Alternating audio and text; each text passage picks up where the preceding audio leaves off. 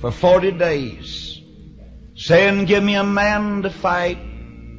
The Israelites said, we got a brave heart, but our feet are sort of full of fright. Then a boy with a sling, a pocket full of rocks, that knew how to trust and pray, said, if you're going to run, Goliath, you might as well take off now, because I came here to stay. Run if you want to, run if you will, but I came here to stay. When I fall down, I'm gonna get right up. Didn't start out to play. It's a battlefield, brother, not a recreation room. It's a fight and not a game. Run if you want to, run if you will, but I came here to stay. Now the decree had been signed by the hand of the king. Daniel still prayed to the Lord. The hungry lions pacing the den. Here comes supper, one roared. And if you'd have been standing anywhere close, you'd have heard Brother Daniel say, if you're talking about me, forget it, boys. I came in here to stay. Run if you want to, run if you will. I came here to stay. When I fall down, I'm gonna get right up. Didn't start out to play. It's a battlefield, brother, not a recreation room. Fight and not a game. Run if you want to, run if you will, but I came. Now, the boys wouldn't bow.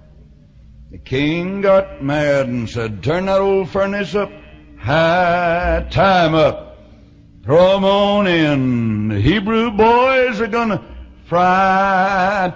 A little while later, he looked in the furnace. He heard Brother Shadrach say, pull up a chair, boys, and warm your hands. We came in here to stay. Run if you want to, run if you will. I came here to stay. When I fall down, I'm gonna get right up. Didn't start out to play. It's a battlefield, brother, not a recreation room. Fight and not a game. Run if you want to, run if you will. I want all the preachers to stand, every preacher. I've got a stanza I wrote for you. On the way to Dallas in the plane. Now the preachers wouldn't bow. The state got mad and said, turn those rules up high, tie 'em up, put the pressure on them. Their freedom and liberty is gonna die. A little while later, they looked in the churches. They heard God's prophets say, we may burn, but we'll never bend. Our God's just the same today. Run if you want to, run if you will, but I came here to stay. When I fall down, I'm gonna get right up. Didn't start out to play. It's a battlefield, brother, not a recreation room. Fight and not a game.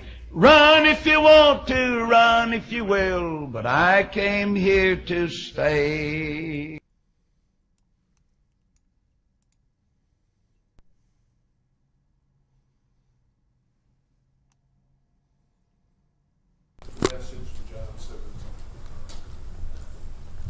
Song about heaven, a song about fellowship with our Lord. It's an old song, Beulah Land, a place where we're married to the Lord.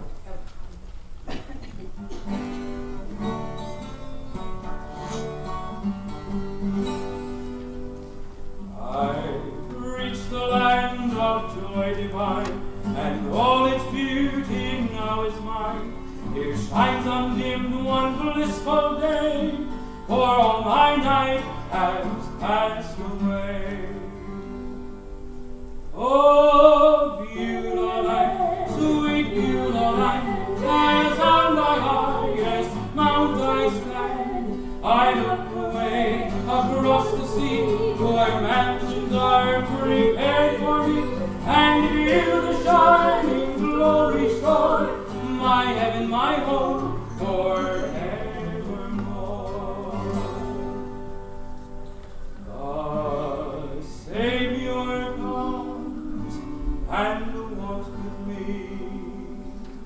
and the sweet communion here have we.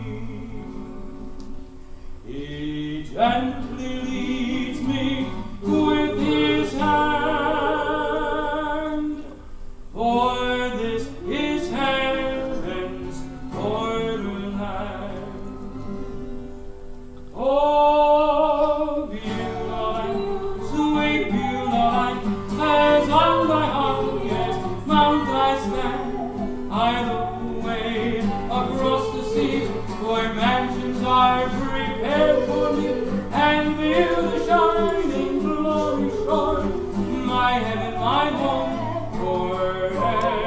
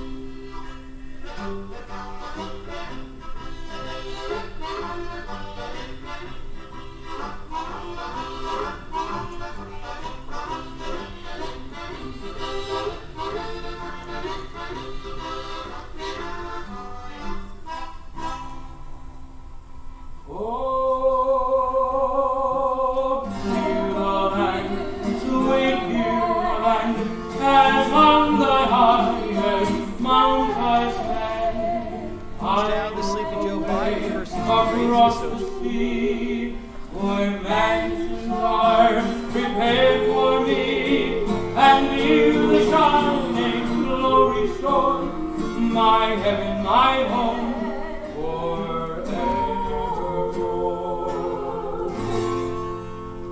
Amen. Amen.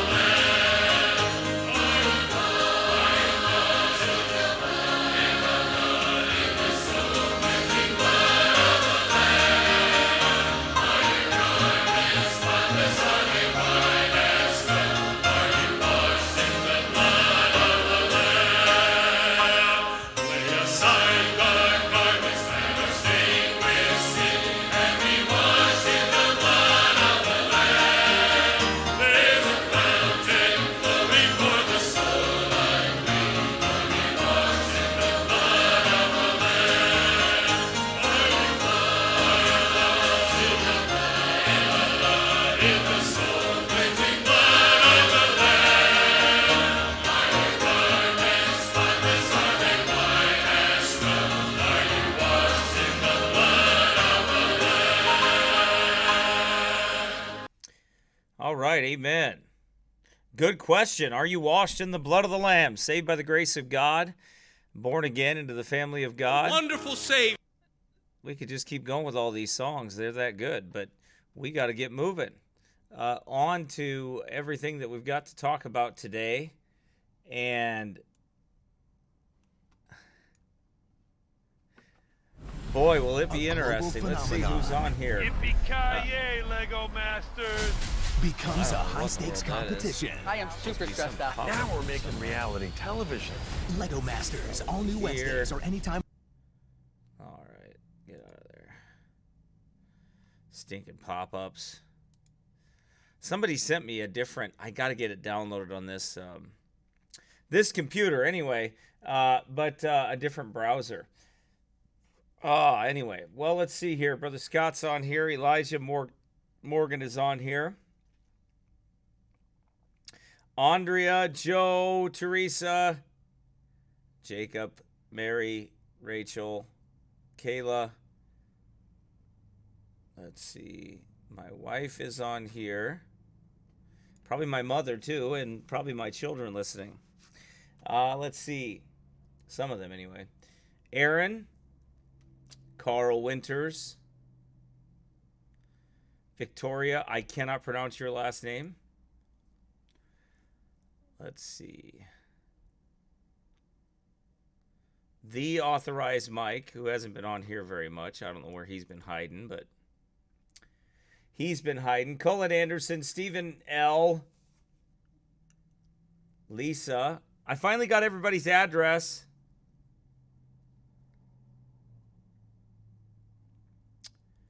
And for the books, and I'll mail those out here this next week. Those books that the three people won on Wednesday. So we'll send some of those out, all three of those out to everybody. Look forward to that. You'll enjoy reading that book. That was a very good book, called The Sympathy of Christ by Octavius Winslow. We reviewed that on Wednesday. And it was a good time. It was a blessing to be able to read some of that. The literature was very good. The preaching and teaching of that man, Octavius Winslow, was very good. And it was quite the blessing. So praise the Lord for that. Let's see. I know you were on the last time, Mike, but before that, I haven't seen you. So you act like you have to work a job or something to get something done. I don't know what's going on. I got that book on my Kindle, and it's wonderful. Well, good. I'm glad you do. That is a good book, and it was a blessing to read for sure. Let's see here. Well, it is Friday. It is Friday. I'm waiting for a friend of mine to send me a video if he can find it. I just don't know if he can find it. Boy, I hope he does. I hope he does. I wonder if I can get to it in here, maybe. Let's see.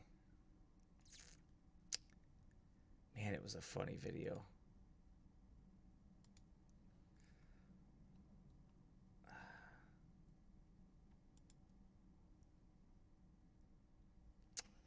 At Charismatics.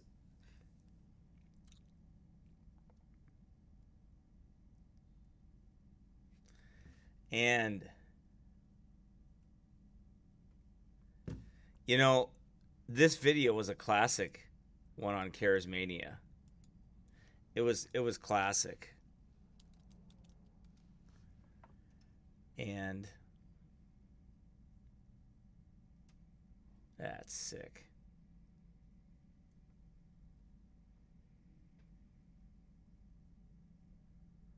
Uh-oh. Uh-oh, maybe we should talk about this real quick. We kind of have to. For more of the crazy charismania stuff, we're gonna get into busting Elizabeth Warren's bubble, which I quite thoroughly enjoyed. But anyway, The Attorney General issues a warning to Jim Bakker. Cease and desist letter for claiming his silver solution cures the coronavirus.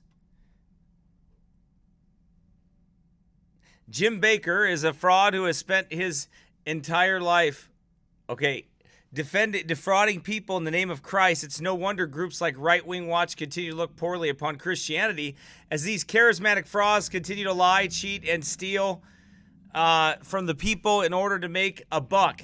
Charismatic Christianity is counterfeit Christianity. Jim Bakker was recently issued a cease and desist letter from the New York Attorney General's office, Lisa Landau, to immediately stop making false claims that his silver solution, which he sells to support his fraudulent ministry, could cure the coronavirus.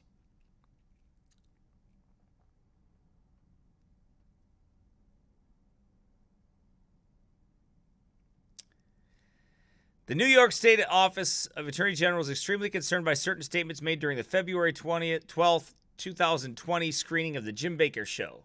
During that screening, you asked your guest, Cheryl Selman, if the silver solution sold on the show's website would be effective against the coronavirus, to which Mrs. Sherman responded, let's say it hasn't been tested on this strain of the coronavirus, but it's been tested on other strains of the coronavirus and has been able to eliminate it within 12 hours.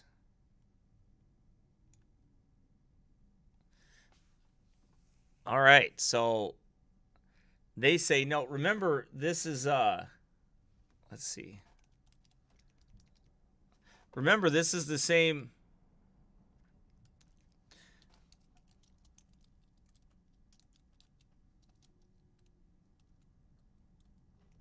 Let's see.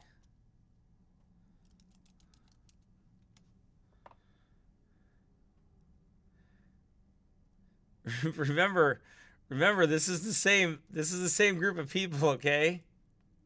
Remember your president? Right? Remember your president? Remember this? And then my Paula father. White. When I was starving in Hollywood, I asked him if I should come home because, frankly, rock and roll was kicking my butt in Hollywood. And my father said, son, I've always had a vision for your career. Don't you come to Chicago. You stay there. The Lord's got... You stay there. You stay rocking it out and being a devil, because that's... plans for you. The Lord's got plans for you to be a rock star. Don't you understand it? Don't stop. Oh, no. Believing. Oh, no. Nobody... Listen, I'm sorry, but nobody makes fun of this better than Todd Friel. Not... Nobody. Carbon dioxide. Diane has more on the story. Jared Olson. all back up for me. For its continued We understand Olson. Who has her church in Florida, if I'm not mistaken. Nobody. And she, I think, divorced her husband. I think. Yeah. No, he was the pastor. Hold on, I'm going to get this. He was the pastor, she was the pastrix, or something like that. At any rate, they ended up getting divorced.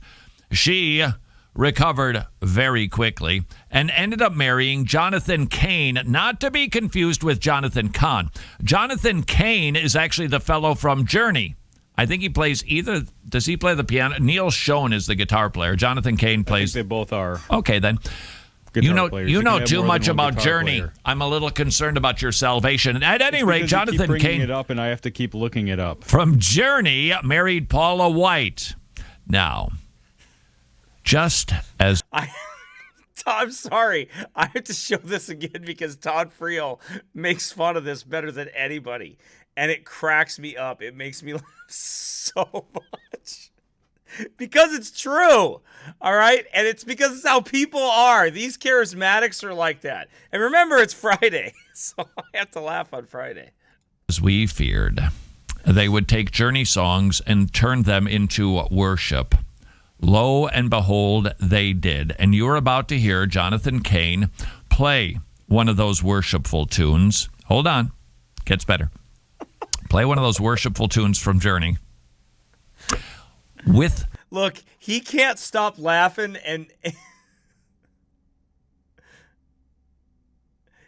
This guy, Todd Frio, can't stop laughing because it is such a mockery that no true Christian would take these guys seriously. Paula White on. Somebody asked me, what do you think about Todd Frio? I think he doesn't use the King James Bible. I think he preaches the gospel, and I think he's a pretty good guy. But I don't agree with him in everything. But I think the man is saved, and I think he's going to be in heaven. That's what I think.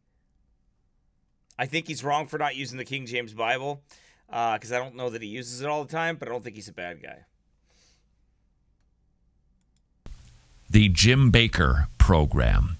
We are going to share this with you for as long as we can endure. My father said, son, I've always had a vision for your career.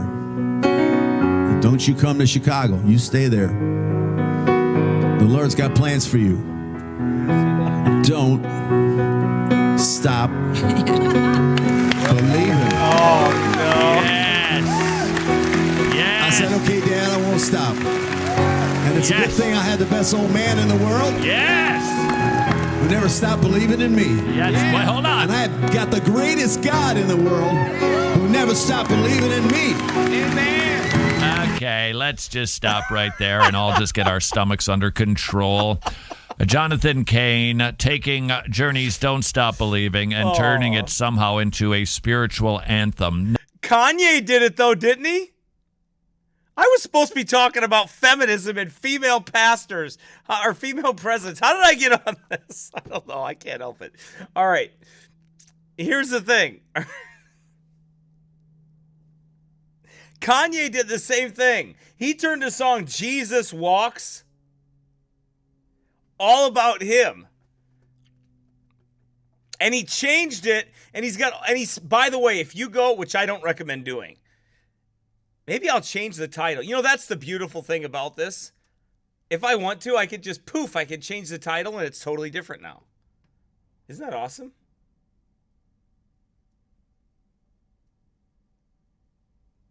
Right?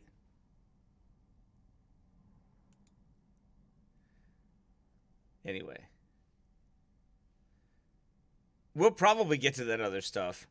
But let me just add in here.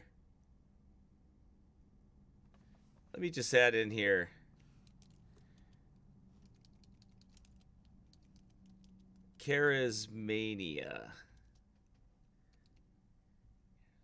Charismatics. There we go. Let's just add that in there, just so people don't get thrown off.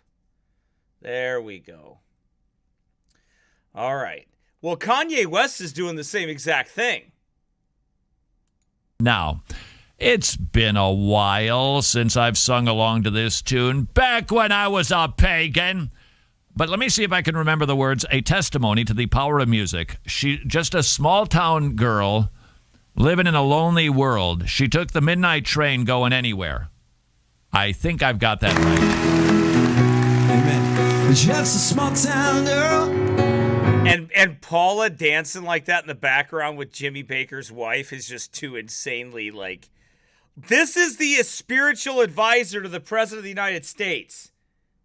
Do you see how messed up we are? Does anybody else get how messed up we are?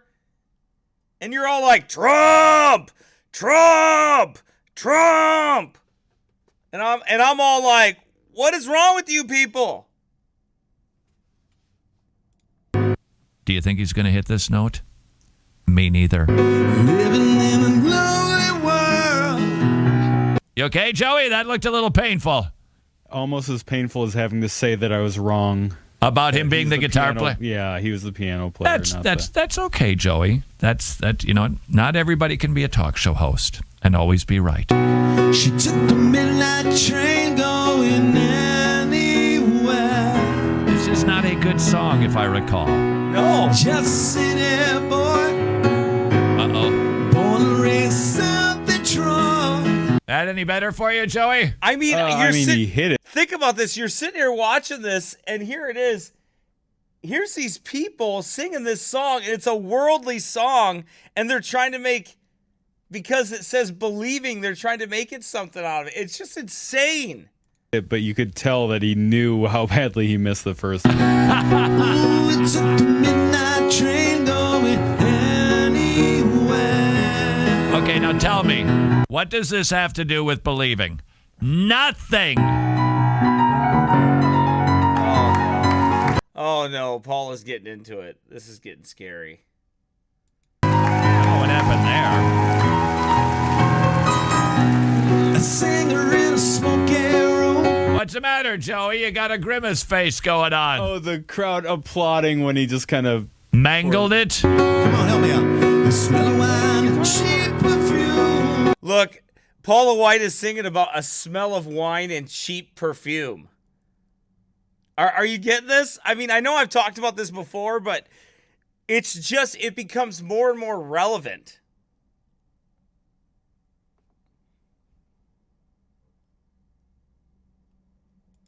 For a smile, they can share the light. It goes on and on and on and on. Strangers.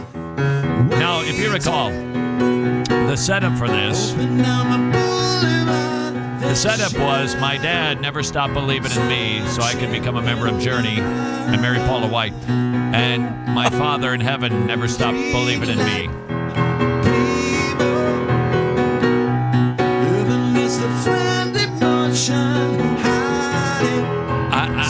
This has nothing to do with this. Yeah, what does this have to do with a Christian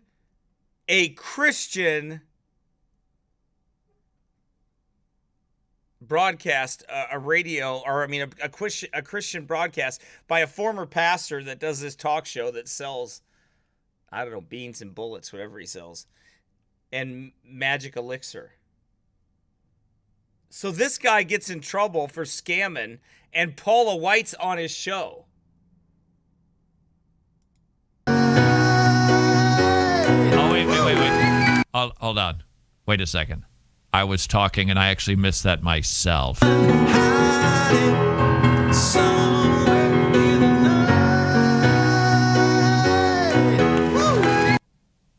Oh, that was bad. You know, even though I just heard that, I kind of want to hear that again.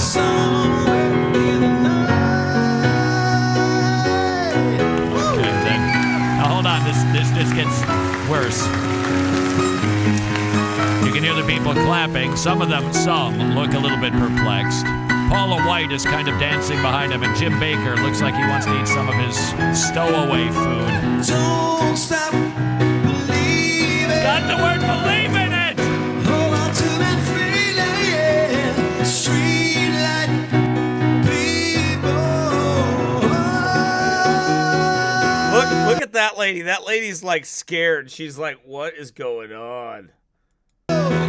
Okay, then, I think we get the point. What does all of this demonstrate? Well, once again, the discernment of evangelicals. It just doesn't matter. As long as it's got sort of a Christian-sounding word in it, then I guess we'll just go ahead and worship along because he gets... Right, so get this, right, with the charismatic... And guess who's moving into this whole charismatic spotlight? Kanye West. He's moving into this whole charismatic spotlight, and...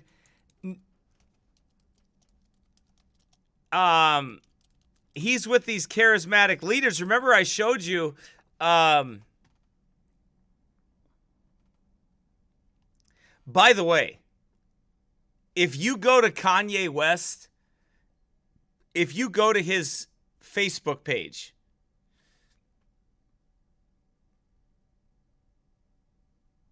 if you go to his Facebook page or his YouTube page, he still has all the rank, whore, wicked videos of his wife on there. He's got all of the wicked music still on there. All of that stuff is still on there. Nothing's changed.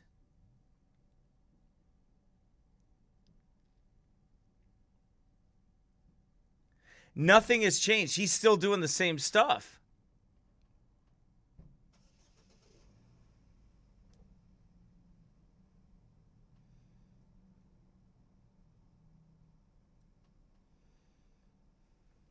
Anyway, so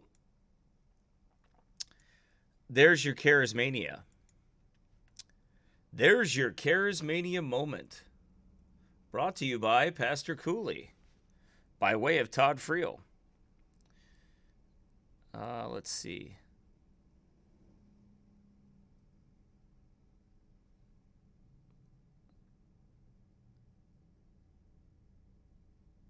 All right. So, there you go. Don't stop believing, right? If it has belief in it, you're doing good, so you can sing it. How in the world did that get stuck in there? Boy, that's weird. Maybe it went that way. Nope, that's not how. All right, anyway. So I'll just pull that out of here. All right, I'm playing around with my microphone here. Precious charismatic moments. That's good. That's good. Okay, on to more crushing news. And here it is. Poor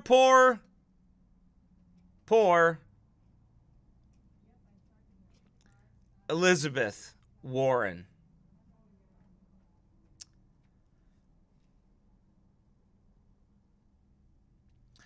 The poor Elizabeth Warren. She was really upset. Socialist Bernie Sanders. Elizabeth Warren finally dropping out of the presidential race today. It comes after Warren had a very rough night on Super Tuesday. She couldn't even win her own state. Liz saying she's not ready to throw out an endorsement and answered some questions on whether sexism doomed her campaign. Not today. Not today. I need some space around this, and want to take a little time to think a little more. Gender in this race, you know, that is the trap question for every woman. If you say, yeah, there was sexism in this race, everyone says, whiner. And if you say, no, there was no sexism, about a bazillion women think, what planet do you live on? Bernie Sanders not waiting around for Warren to back him. He's already courting her supporters. Today what I'm doing is reaching out to the millions of strong supporters that she had and to tell them that, you know, while Senator Warren and I had nuances of differences, we did. We had nuances of differences. Oh, lost my headphones, sorry. I can't stand these people. They're a bunch of devils is what they are. Okay, so, yeah, Pocahontas, which is absolutely funny, by the way. When Trump made fun of that, and when Trump, oh, man, I got to show you a funny meme. Babylon Bee. This is going to be great. Let's see. Hang on. Let me find it.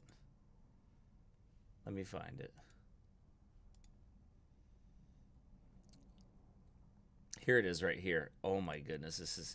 This is absolutely hilarious. Let's look at this. Warren returns to tribe in shame after failing to take land back from the palefaces. I am sorry, my people. I have failed, she said. Oh, that's so funny. That's so funny. Oh, man. Okay. Anyway.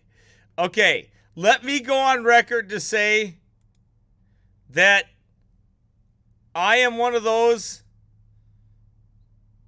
misogynists that absolutely will never vote for a woman for president of the United States.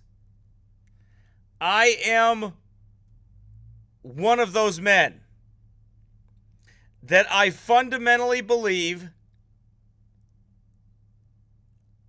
by order of the scriptures, that no woman is qualified to be president of the United States. There you go. You could call it misogynist. Some would call it male chauvinist pig. Oink oink.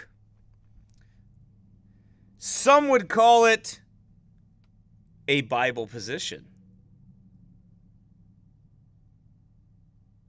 I call it obedience.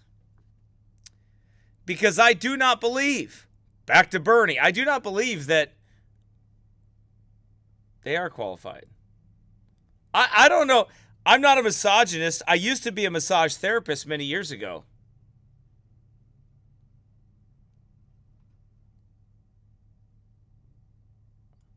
That there is no question that her agenda, what she fought for in the campaign, was far closer to what I am fighting for than what Joe Biden believes in.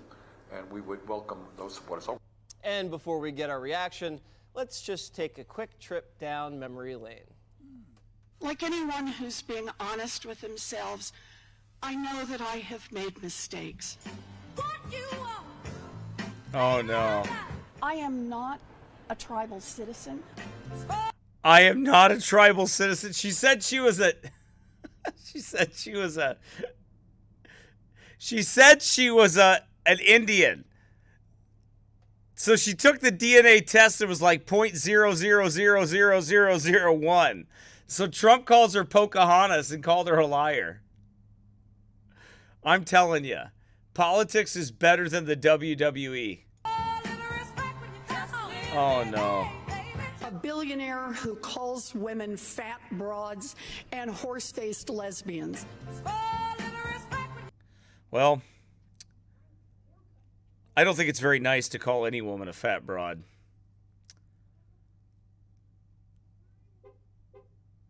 But a butched lesbian, I've been known to say that that woman is a little bit of... I would never call him a horse face. But I probably have said butched.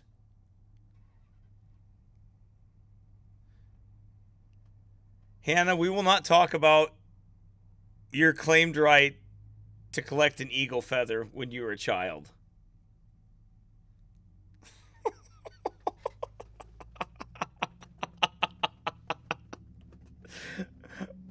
Oh. Oh. Am I going to get my money back? Of course not. So you're going to pay for people who didn't save any money, and those of us that did the right thing get screwed. I'm going to get me a beer. Oh, no. That was the worst part right there. You knew she was fake right there when she announced her presidency, and she was like, I'm going to get me a beer. Can I hang with you, homies? Can I be down with the other people? Can we all be homies? Can I chill with you? Like that when you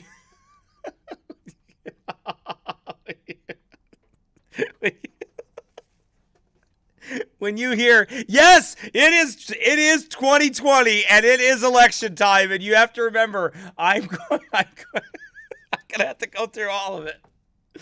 Oh, play by play through political land with Pastor Cooley. Okay, here we go. You ready? All right. Probably gonna have more than one. That was terrible. I don't listen to these guys. I used to, but they just talk too lewd, and I won't listen to them anymore. I don't like their lewd snippets that they give in there. Anyway, so I'm done with that. I don't want to watch that guy. Okay, so Jimmy Bakker, we covered that. Okay, let's move on to, oh, this was hilarious. Who thinks this is funny right here? Oh, who thinks this is absolutely funny? Oh.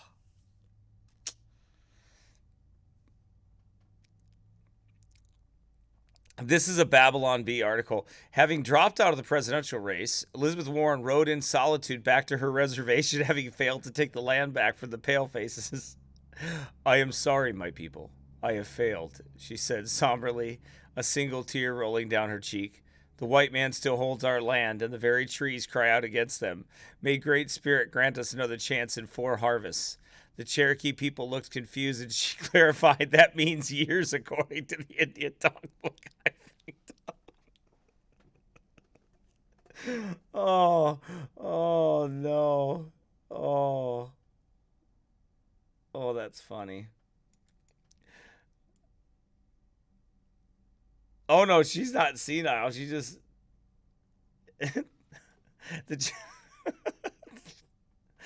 The Cherokee people look confused. I'm sorry, I couldn't stop laughing. So she clarified, that means years according to the Indian talk book I picked up.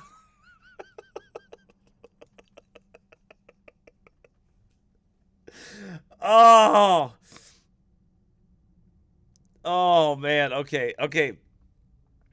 Warren, the Cherokee expressed mixed emotions at seeing Warren return from who are you to how many times do we have to tell you that you're not going to play some slots at the casino, then you're going to need to leave. Warren nodded, accepting her banishment from her once great place among the Cherokee people. I accept my punishment and vow never to return until the sun once again never sets on the Cherokee nation. As I depart, let me simply ask you if you have ever heard the wolf cry to the blue corn moon, or ask the grinning bobcat why he grins.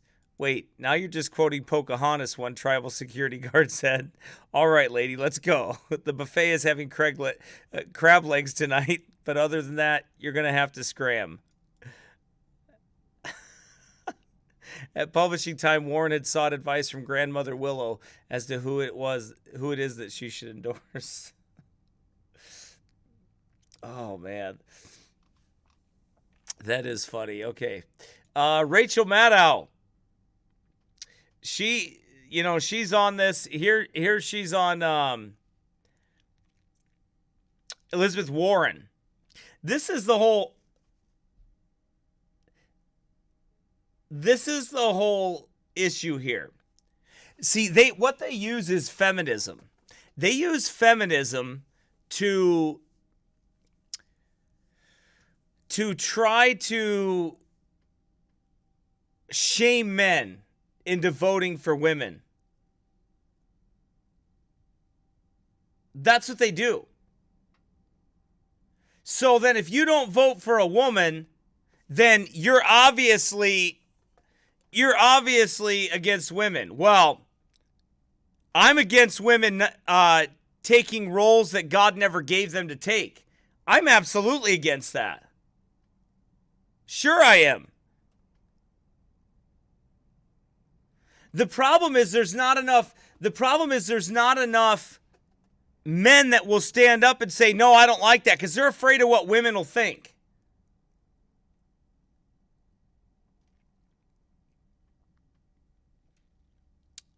They're afraid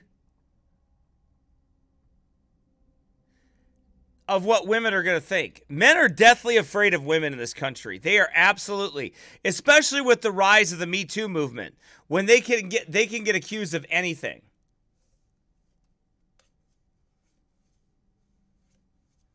That's right, they hate the patriarchy. And I say, up with the patriarchy. Right?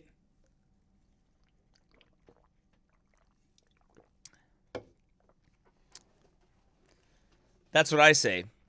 Why? Because it's biblical. That is God's order. And see, here's the thing. I'm going to tell you the reason why a woman hasn't been president yet. There's two reasons. And these are the only two ways. Well, there's two reasons why a woman hasn't been president yet. Number one, there's still enough men in America that really don't want to vote for a woman that's going to scream at them for 4 years. That's the first thing. That's the first reason. Because if a man has an option, he will never vote for a woman to yell at him. I'm just telling you right now.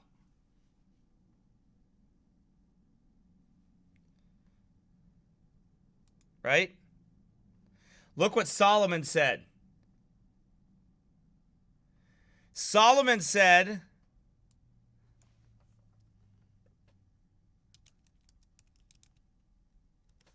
he said, it is better to dwell in a corner of the housetop than with a brawling woman in a wide house.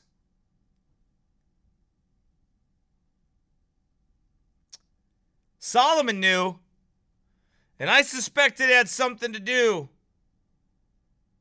with his 700 mother-in-laws. But I can't prove that.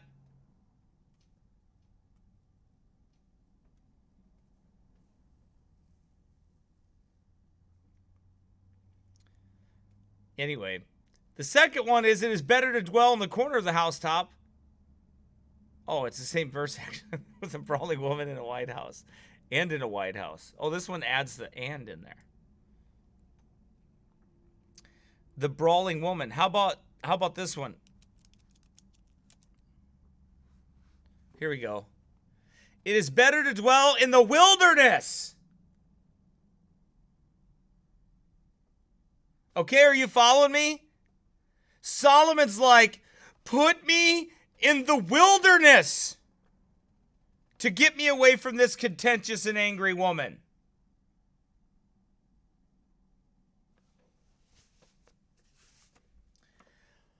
Put me in the wilderness. You know what happens in the wilderness, right? Desolation, 40 years of trial, wandering around the wilderness. Well, Solomon says, look, it's better. It is better to dwell in the wilderness than with a contentious and an angry woman. Look at this. Look what he says here. A continual dropping in a very rainy day and a contentious woman are alike. A continual dropping. The moral of that story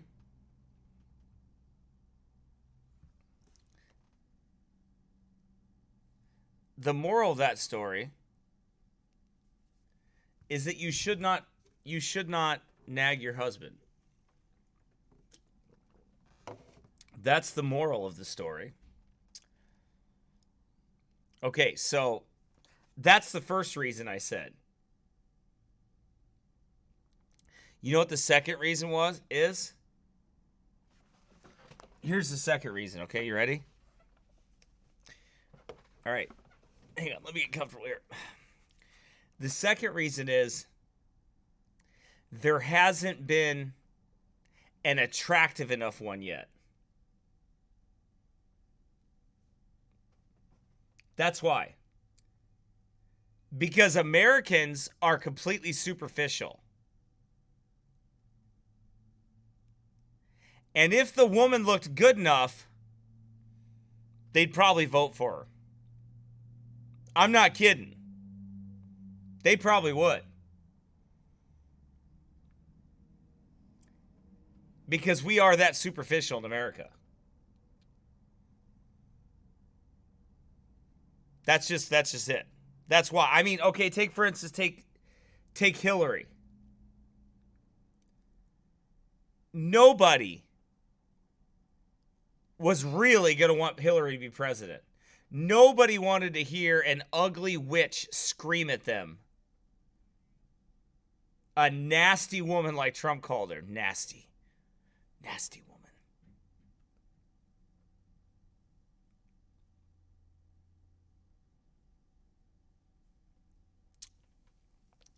So that's the reason why. Is it feminism? Or is it misogyny? Are men sexist? Yes, they are. You see, God actually made men to be sexist when it comes to that. For what they call sexism. God made men to be that way. See, God made men to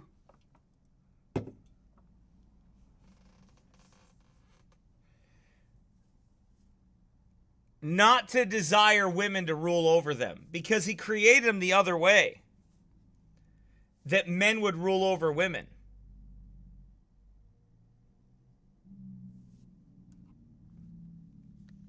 That's how God created man.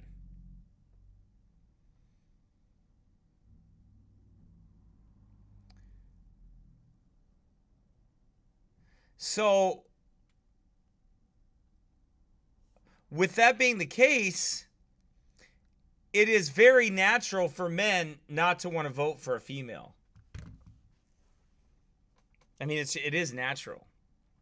That's just how men are. And even some women, a lot of women, because when it's all said and done behind the scenes, really they like strong men. They just do.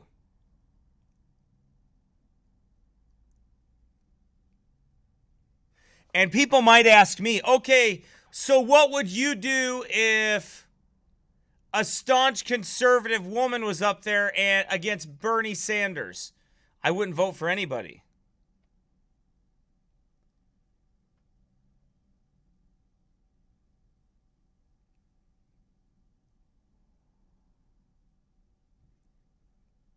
I wouldn't vote for anyone then.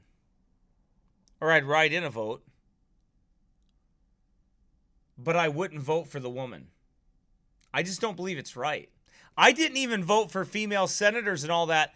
I saw their names on the ballot and they were conservative. I did vote for senators and local offices here, but I couldn't get myself to vote for the woman. I just couldn't. It's against everything that I believe. It's literally against everything that I believe. Contrary to Journey telling me, don't stop believing. I'm just kidding. Anyway, so they play that card. It's a death knell for future female POTUS. And then, of course, what they say is, the hardest part are those little girls that have to wait 4 more years. For what? So you could teach them not to be a lady, not to be submissive, not to be what God intended you to be?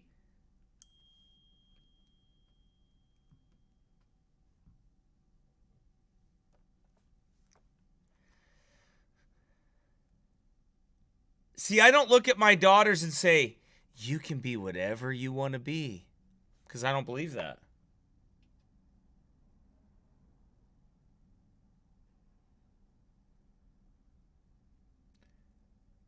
I don't believe they can ever be boys. I don't believe they can ever be biblical leaders and heads of family. I don't believe they can be those things. Neither am I training them to be those things.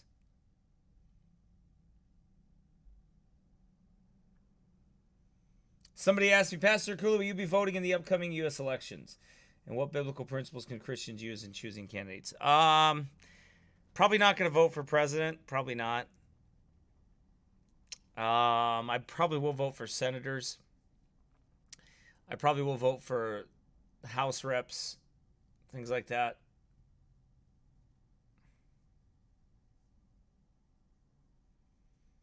You know. See, I'm old school.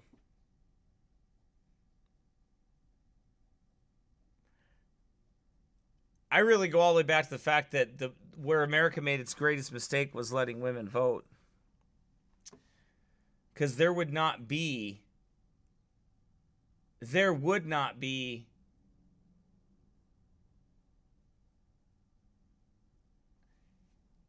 ever have been a Bill Clinton without women. You know, so there wouldn't have been. Bill Clinton was ushered in by women. So I think that was a mistake. I think it was a changing of our nation. I think the women's suffrage movement, if you go back and listen to my, let's see. Let's see if I can find it here.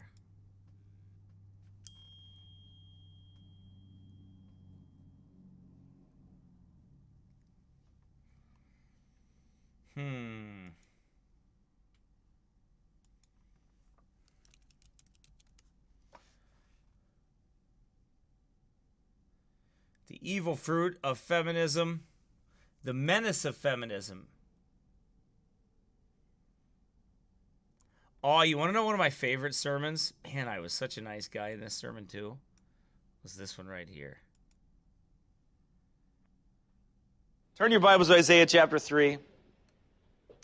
And we're going to talk about, what about Deborah and other silly excuses women use to pastor or to usurp authority? Who loves that title? Who loves that title, huh?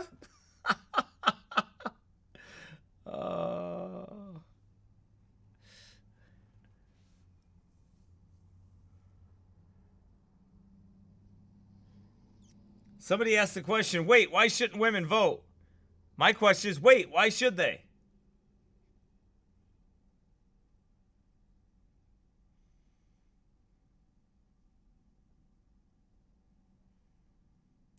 So, the first message, I hope I explained enough of that.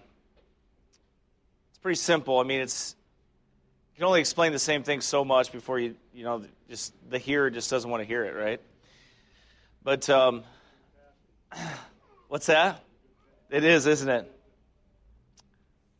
So, I don't know if they skip this in the NIV or the modern versions or what they do with this verse. They don't like this verse, I don't think, in Isaiah chapter 3. And I don't think you'll ever hear it. There's a few verses that you'll never hear women preachers preach about. The ones we just covered in the first hour, okay, and this one right here. You probably will not hear them preach about such things, okay? Isaiah chapter 3, verse number 12. As for my people, children are their oppressors. Boy, that's interesting, isn't it? Because you're coming up to a time also in this nation right now to where what they want to do, children are going to kill their parents through euthanasia and other things like that, through just putting them to death. We don't want to pay for a nursing home. It's like Bill Gates said, right? Well, I mean, do we pay for the old lady that's dying of cancer, or do we, pay for a teacher? As for my people, children are their oppressors, and women rule over them. This doesn't look like it's a good light that God is showing this in, does it? In fact, it's a shame is what it is. He is shaming them with this. He is showing. This sermon answers the Deborah question. This sermon answers the, what about Deborah and other silly excuses women use to usurp authority over men? Yeah. So if you haven't heard that sermon, you ought to go listen to that one. That's a treat right there.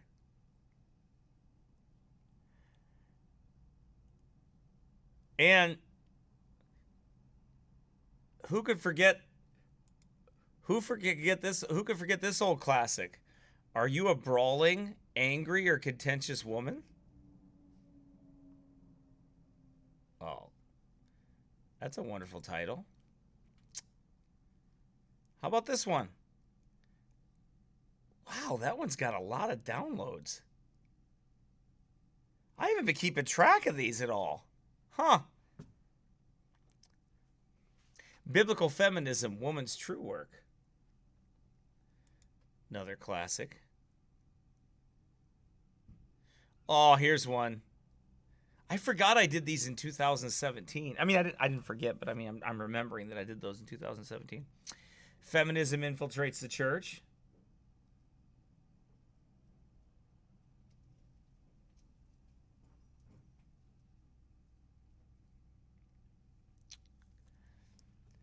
Check out that title, The Evolution of Eve.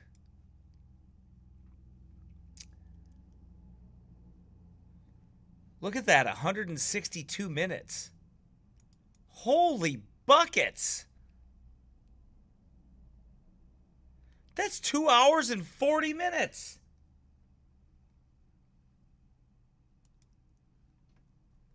And it has that many downloads on it. Can you believe that? The Evil Fruit of Feminism, Eugenics. Boy, a lot of people listen to that series. I didn't realize that. Oh, good. Praise the Lord. Anyway, so there you go. All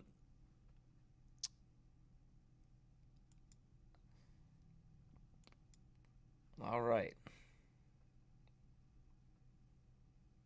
So if you want to understand feminism better, if you would like to make all your friends mad at you,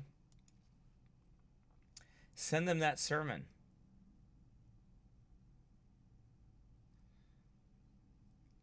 And they'll be sure to be angry with you. I'm absolutely sure of that. I'm absolutely sure of that. So, but you know what? That's reality. That's the way it goes. That is the way it goes.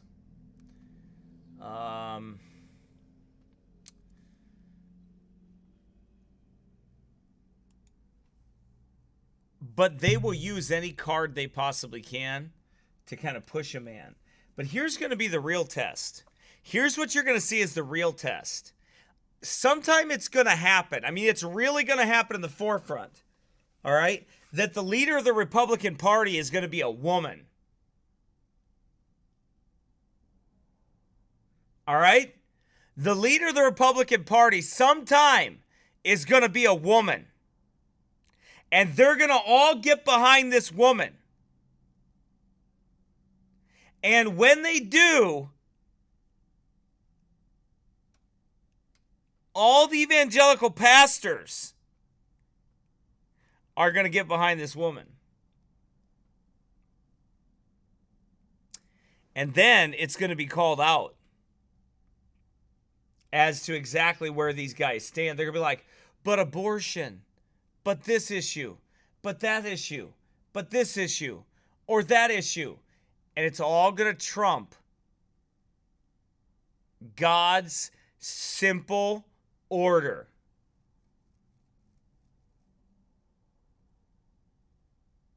It's all going to trump God's simple order. That's what they're going to do with it. Pelosi here, she says, element of misogyny and race as Warren becomes latest female candidate to bow out. House Speaker Nancy Pelosi said she is encouraged by the ideological debates within the Democratic Party, but lamented not having a female candidate in the general election. Oh, sad. So very sad. As if it wasn't bad enough to have a wicked witch in the House.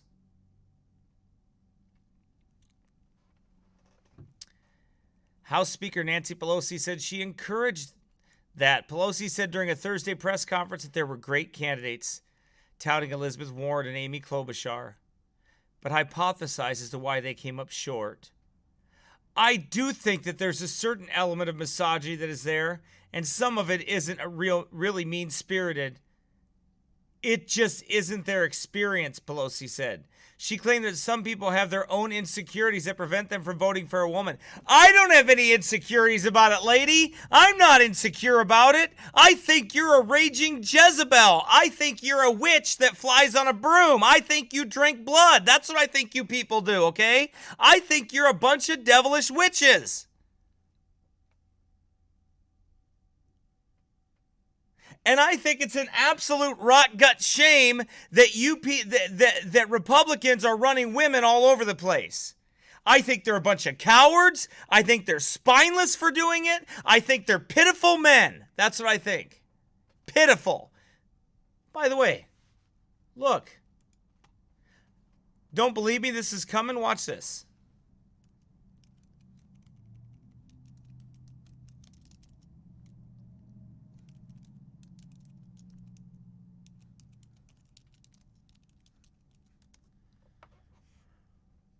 Look who's the head of the Republican Party. She's the head of the Republican Party. A woman is the head of the Republican Party.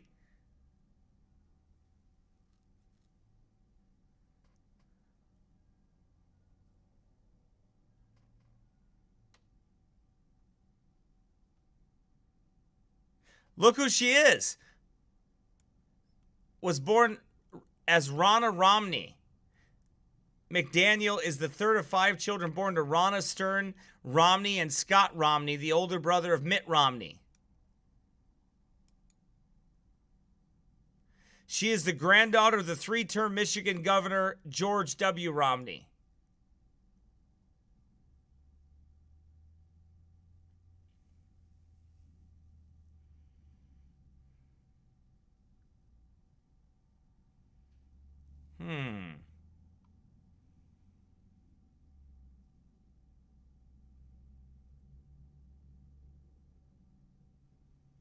See? And a Mormon, huh?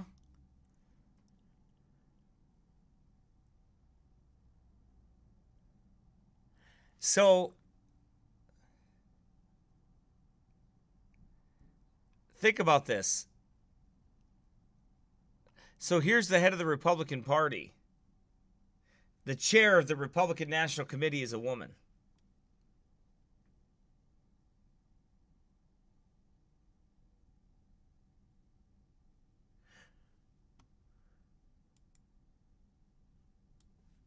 Well, let's see. Let's see. President of the...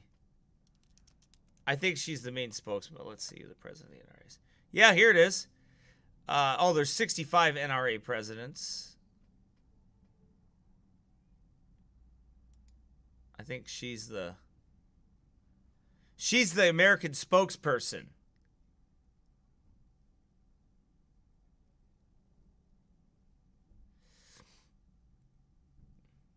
That's her. He's the big boss. But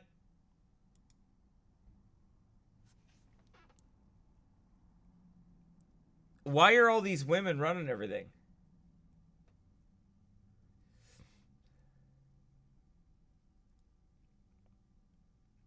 Why are all these women running everything? In all these key places, women are running everything. Because it's feminism, that's why.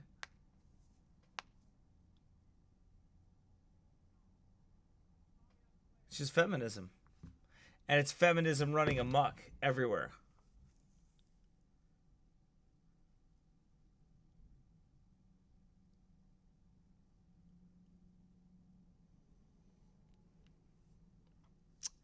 That's the way it is.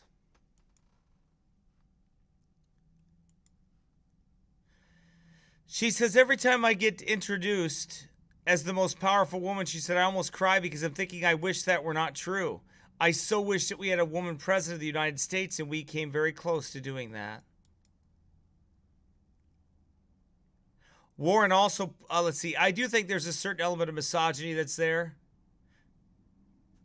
See, that's the excuse that people use. Well, you know, you're a misogynist, right? You're a misogynist because you don't want a woman.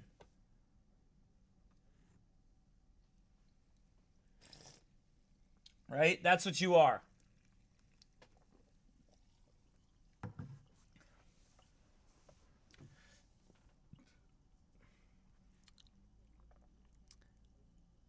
Well, and you're insecure.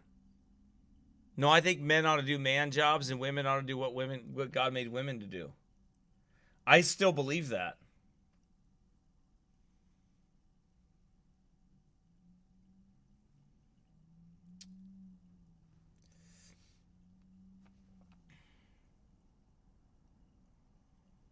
Who looks like a dude in drag? Carl, you think everybody's probably in drag. There's like certain people that, Carl, triggered. You just triggered something. You just triggered the no-eyed laws. The no-eyed laws. From my mommy's basement, the grandest conspiracy of all, the no-eyed laws. They're real. Just like the flat earth, and everybody's a tranny. The no-eyed laws. Carl just triggered it. He just triggered it. Let me get my hat straight here. Let me try to get it straight. Oh, I can't get it straight. Let's see. That way? Okay, that way. The no-eyed laws. Do you believe in the no-eyed laws? Carl did it. Yeah, just like Jennifer Aniston. All these women are really men. And all, oh, my goodness. Oh. I can't stand that whole people that do videos. People that do entire videos. Seriously do videos. And say, look, they're all trannies. Every single one of them is a tranny. Yeah, but we have their birth certificate right here. And I mean, they're all trannies. Your mom's a tranny. Everybody's a tranny. And I'm just like, please stop. Please stop. Like, nobody. You're the kind of people that see a bar of soap in your bathroom and you actually think there's a devil in like there's an image of something in your bar of soap. Stop it. Stop doing that. Nobody's going to believe anything you say. Stop it.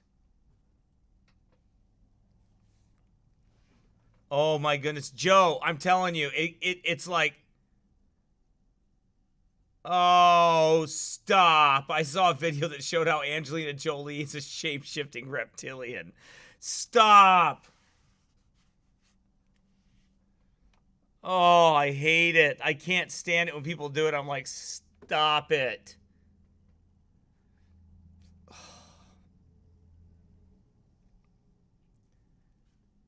It's like the no-eyed laws, the flat earth, and everybody's a tranny. I'm going to make a video sometime. Carl Winters. And put the semicolons there, you know? No-eyed laws, flat earth, and everybody's a tranny. It's like a bad episode of Jerry Springer that never ends. That's what it's like.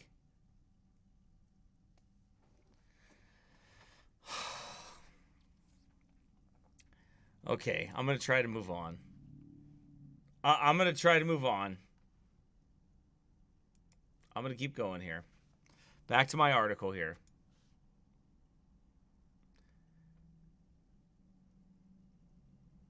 Oh no, Carl. I bet you said, I'm going to ask Maria, whatever her last name is. Sorry, Mary. I don't remember your last name. I'm going to ask her. Does Carl sit around and watch videos and go, tranny, tranny, tranny, no-eyed tranny, tranny? I just want to know if that's you.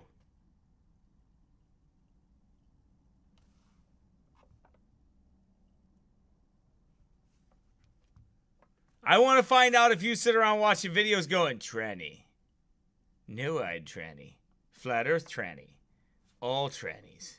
I just want to know if that's happening. That's all. I want to know. Anyway, okay. At the same time, Warren also pointed to sexism as a possible factor in Democratic base essentially boiling down to two men. Hawaii Rep. Tulsi Gabbard is still in the race as the sole female candidate, but she has secured just one delegate in the primaries. Delegate, sorry. Thus far, after failing to qualify for the most recent debates.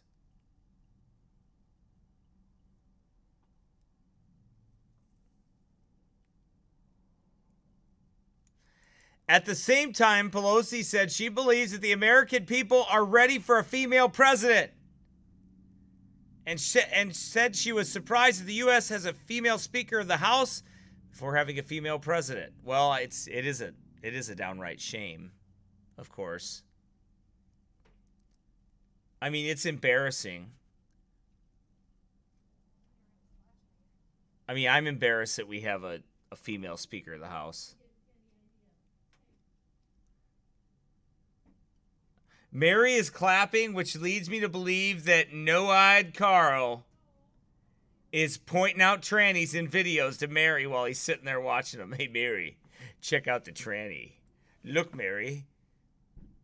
Brad Pitt is a tranny. Look. Am I right? Am I right? Am I getting warmer? Come on, Mary, tell me the truth. Okay, anyway. I knew it, Starferg. You do that, don't you? You people sit around watching.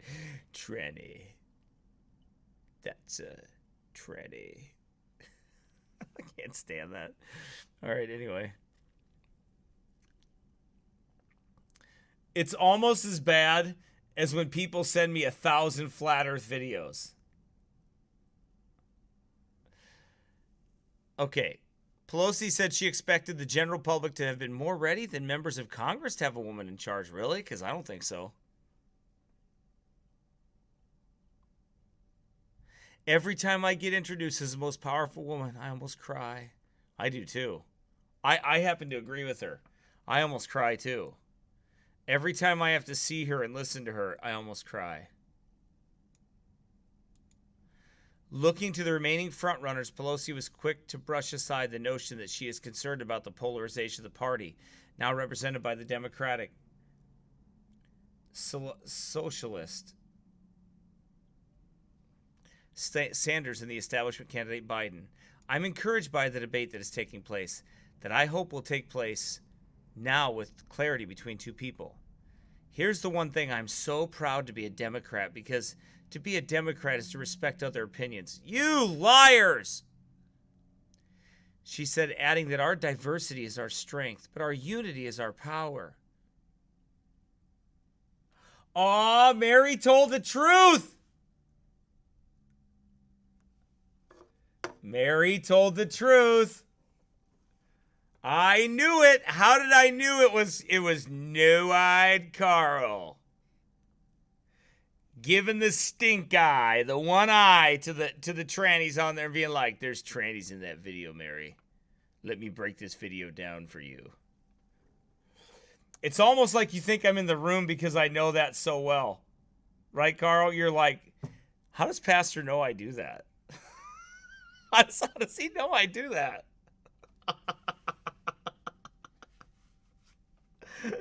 Oh. How does he know I do that, right, Carl? You're wondering, right? You're like, how does he know I do that?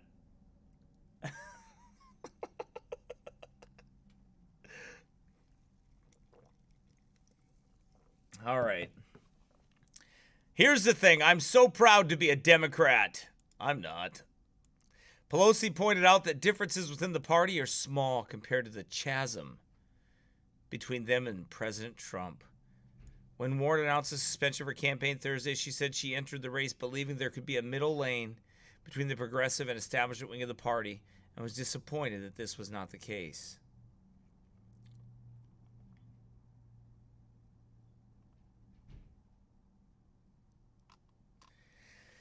You're right about that, Andrea, because when you look at too much of it, it just warps your brain.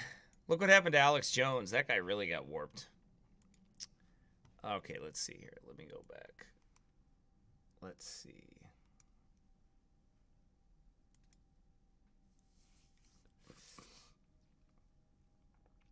All right, let me see here.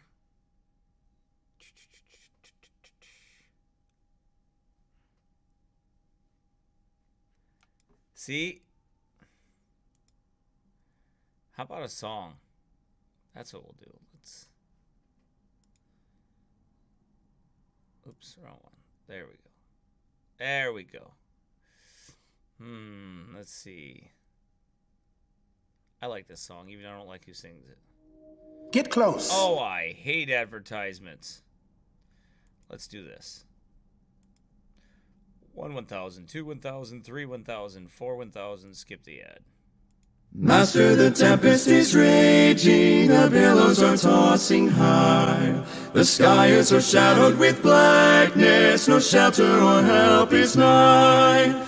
Carest thou not that we perish? How canst thou lie asleep? When each moment so madly is threatening, a grave in the angry deep.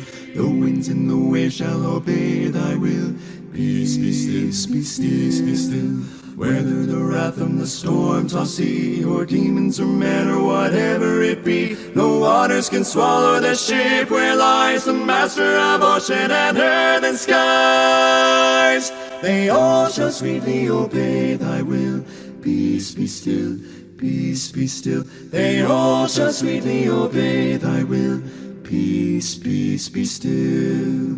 Master, with anguish of spirit, I bow in my grief today. The depths of my sad heart are troubled. Awaken and save, I pray. Torrents of sin and of anguish sweep o'er my sinking soul. And I perish, dear Master. Oh, hasten and take control. The winds and the waves shall obey thy will. Peace, be still, be still, be still. Whether the wrath of the storm-tossed sea, or demons or men, or whatever it be, no waters can swallow the ship where lies the master of ocean and earth and skies. They all shall sweetly obey thy will. Peace, be still, peace, be still. They all shall sweetly obey thy will. Peace, peace, be still. Master, the terror is over, the elements sweetly rest. Their sun in the calm lake is mirrored, in heavens within my breast. Linger, O blessed Redeemer, leave me alone no more. And with joy I shall make the blessed harbor, and rest on the blissful shore. The winds and the waves shall obey thy will. Peace, be still, be still, be still. Whether the wrath of the storm-tossed sea, or demons or men, or whatever it be, no waters can swallow the ship where lies the master of ocean and earth and skies. They all shall sweetly obey thy will. Peace, be still, peace, be still. They all shall sweetly obey thy will. Peace, peace, be still. Wow, I'll tell you what, man, it's getting crazier and crazier out there. As you look at the apostasy that is taking place. Oh, by the way, I should mention this right here, because sadly, I hate to say I told you so, but I told you so. Wisconsin school discovers transgender bathroom idea was dumb after child molested. According to some SBC seminar professors, accommodating transgenders with various restroom policies, as opposed to simply acknowledging that transgender is insanity, is as commonsensical as it is refreshing. But one school in Wisconsin learned the hard way that accommodating madness was well less than commonsensical. Last week, an 18-year-old high school student was arrested on charges of molesting a minor inside of a transgender accommodating restroom. Austin Sauer, a student at Rhinelander High School, is facing charges of child enticement, fourth-degree sexual assault, and exposing genitals to a child. So then the school has decided to close down the transgender restroom.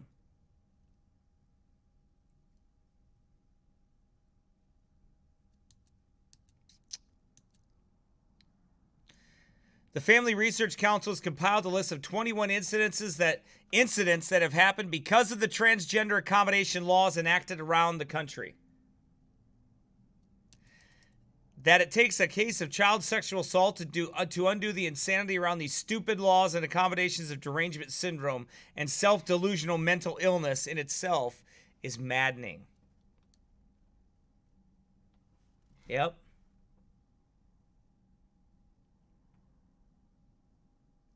Yep.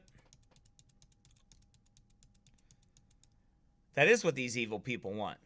You're absolutely right. That is what they want.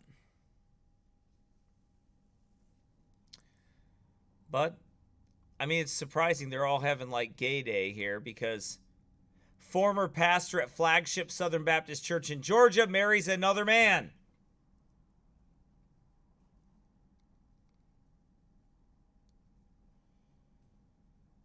Wow.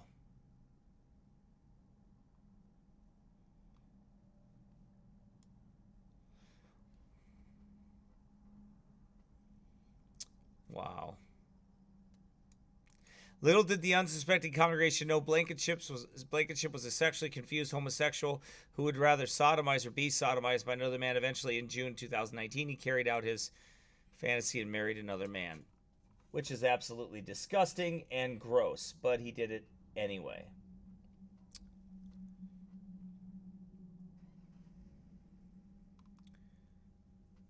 There you go, infiltrating all the churches. If you accept sin, this is what happens. That's why sin must be rejected.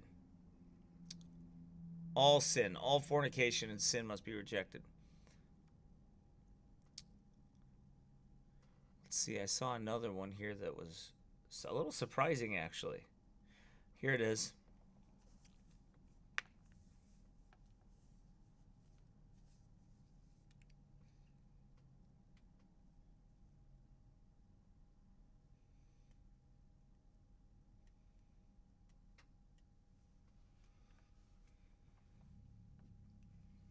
Okay.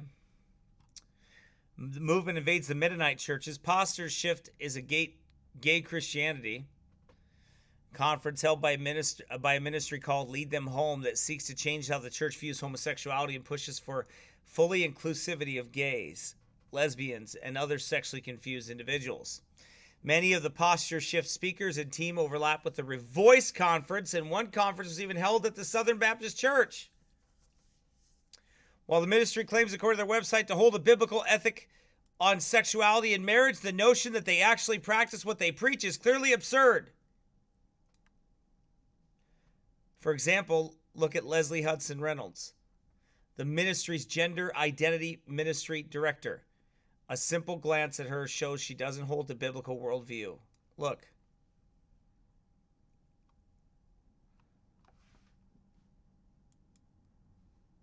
See, we should remind them.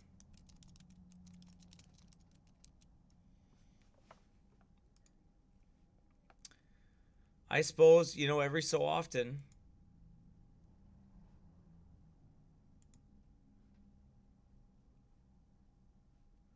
we should do this as a public service announcement. Searching for a beach vacation. Let's see here.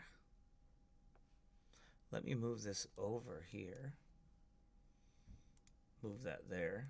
Move that there.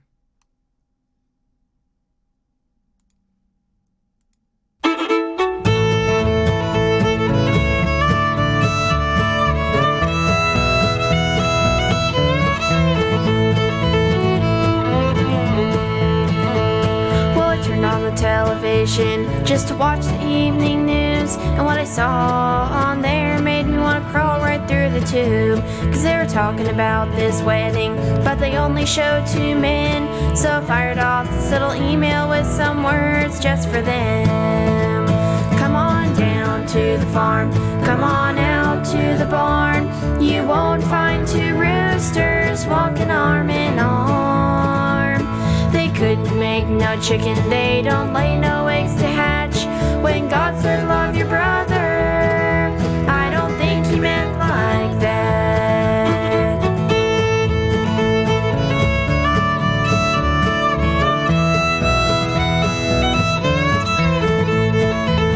Now, Carl, I guarantee you down on the farm, there ain't no trannies down there, Carl. You understand that?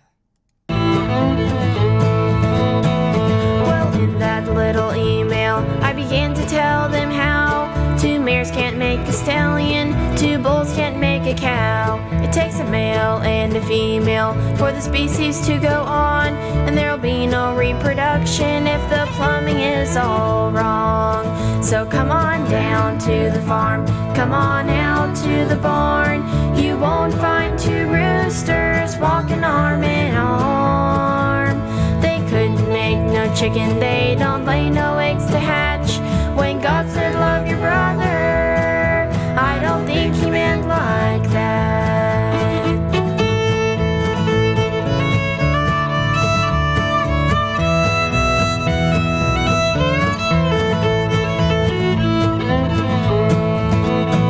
Well, we used to teach our children all about the birds and the bees. the world keeps telling them you can do anything you please. We need to get back to the Bible, back to the gospel truth, 'cause a million happy roosters won't make a single chicken. So come on down to the farm, come on out to the barn. You won't find two roosters walking arm in arm. They couldn't make no chicken, they don't lay no eggs to hatch. When God said love your brother, I don't think he meant like that. When God said love your brother, I don't think he meant like that.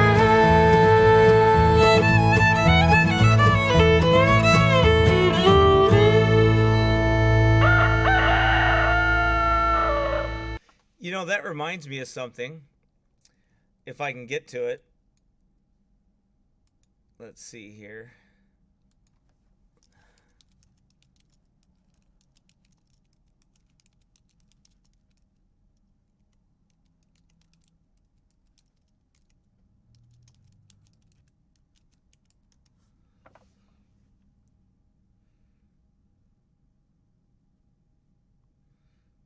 Here it is right here. Now, see, this used to be kind of normal before America got so twisted.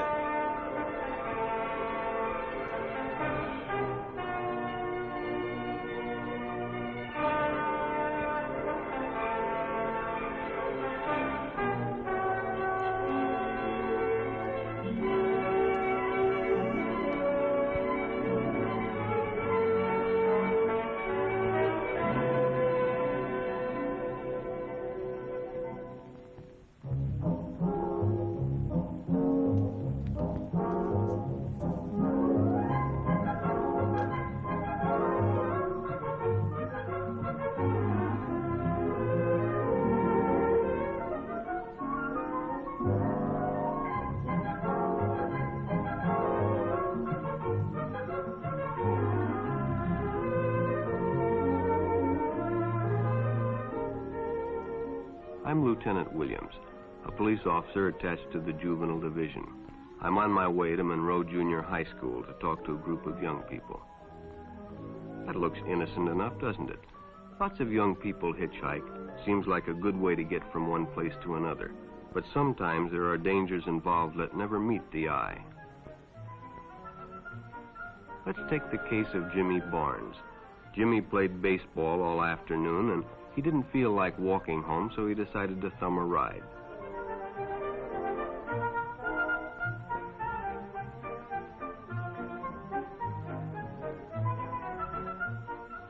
He'd done it 100 times before, and he didn't think anything was unusual when the driver struck up a friendly conversation. In fact, he seemed like a real nice guy. He asked Jimmy if he played baseball in the park often. Jimmy told him they practiced 3 times a week and played a rival group on Friday afternoon. The stranger was a good listener, too, and it only seemed minutes before they pulled up in front of Jimmy's house.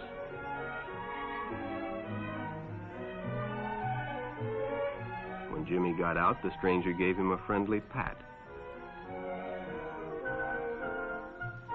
Then he told him he'd see him again, as he always drove by the park on his way home. Oh, that guy has the creepy stash going on. You know something's up with that guy. With the creepy stash going on.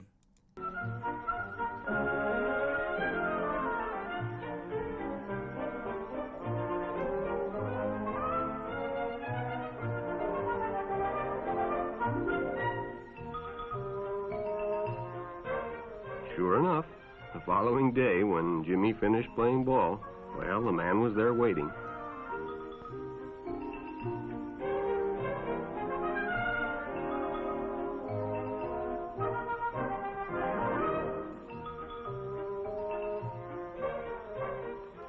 They stopped at a drive-in, and the stranger treated him to a Coke. During their conversation, he told several off-color jokes, but Jimmy had heard others before, and, well, it made him feel big to so easily win the confidence of an older person.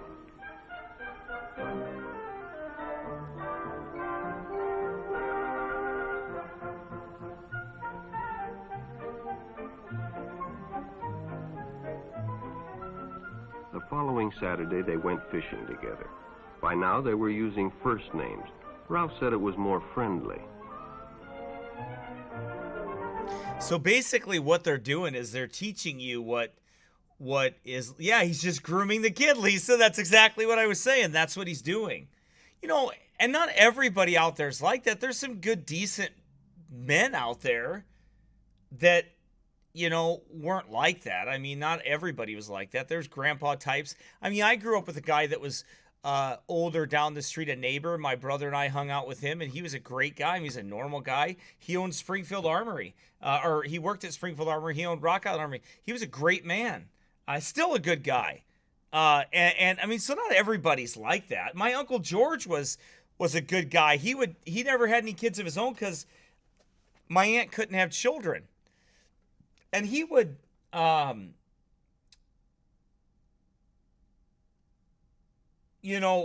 be good and take care of, and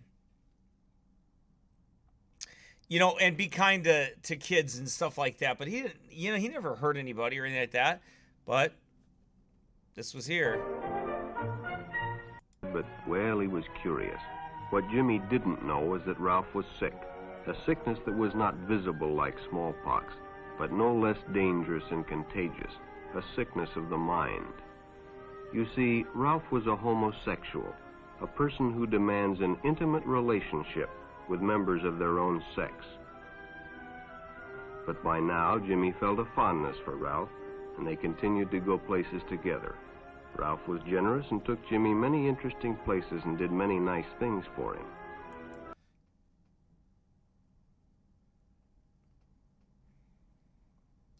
So what he said was he was a sick person. There was something wrong with his mind. Right?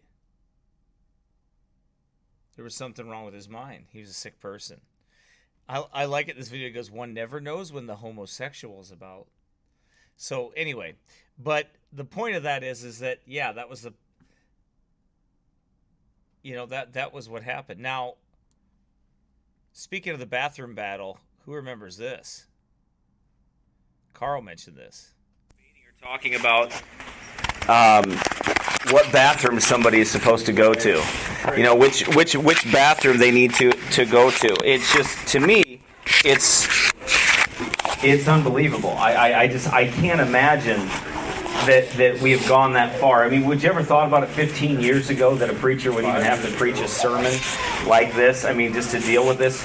But we got here some way, though, okay? Somehow we got here. We're going to look at how we got here with that in this nation. But also, we're going to look at what is really the end game here. What is the goal of this? What is the goal of this of these people, and what are they trying to really do and accomplish? And I think that after I'm done, I think you'll understand. It's funny. It was like 1 o'clock in the morning or something like that on Friday. And I put this together at that time, and I was up to like 2 in the morning, and everything just started flowing, and I just was like, okay, well, I'm not going to bed now, I'm just going to finish this. And I just kept going with it, and I finished it at like 2 o'clock in the morning.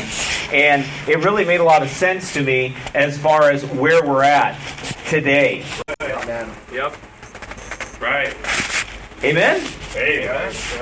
Hey, I didn't write it. I'm just preaching it. Yeah. Oh, yep. It is absolutely confused. And the perversion is getting stronger. Amen. So you got to choose sides. Amen. You choose sides. Wow, it's really weird to hear people say amen that are no longer here. But anyway. So there you go. Listen to that. I dealt with that issue back in 2016. And I said this was coming, that this stuff was going to happen. That this stuff was going to go on. It was going to happen. So anyway, so no surprise there, right? All right. Well, let me take some questions here in the meantime here. Somebody said they had a question. Andrea said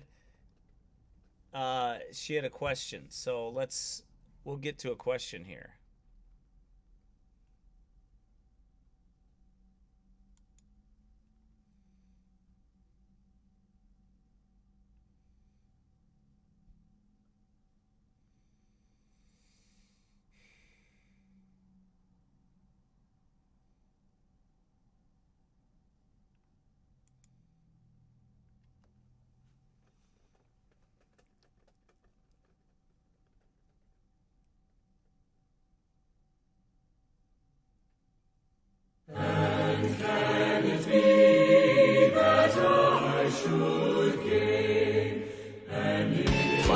energy gets you through your on-the-go life. Now it comes in 2 delicious tropical flavors that can take you to a whole new on-the-go experience. Try them both.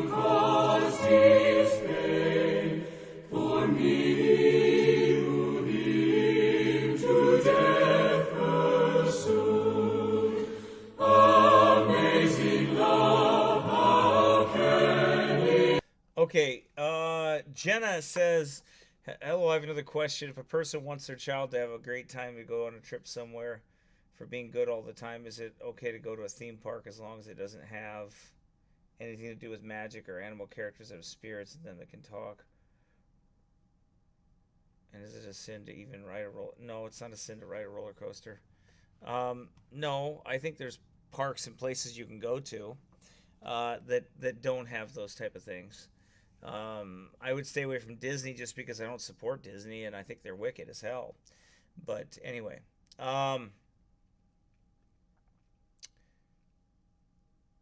Andrea said, yes, my friend gave birth to a beautiful boy, but he was born with severe abnormalities. Okay? That now my God should die for me. Amazing love, how can it be that thou, my God, shouldst die for me? He left his Father's throne above, so free, so independent. She was born with a uterus, but has the outside physical characteristics of a boy. Her and her husband are really struggling. I don't know how to deal with this. Wow. That's one of those abnormalities that doesn't happen very often at all. And I think you'd be better off talking to a doctor about that and trying to figure that out.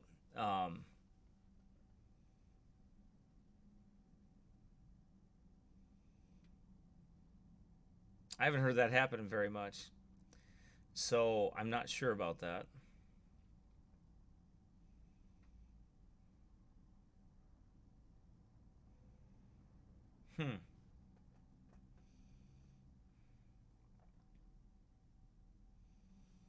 Yeah, I don't know about that one. I'd have to look into that and I think I'd have to have more information about that to kind of understand that situation a little bit better. About how you would go about that. That would be something for a Christian doctor to talk to them about that, I think.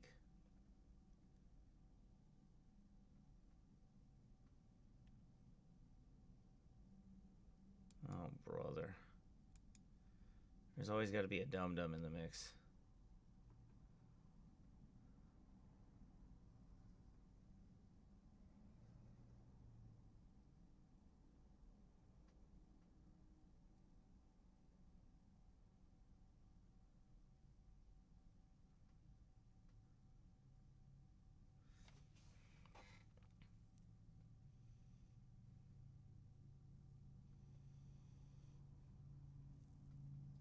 George Thompson says, question, Daniel chapter 10, they're talking about the prince of Persia and the prince of Greece in Israel's prince.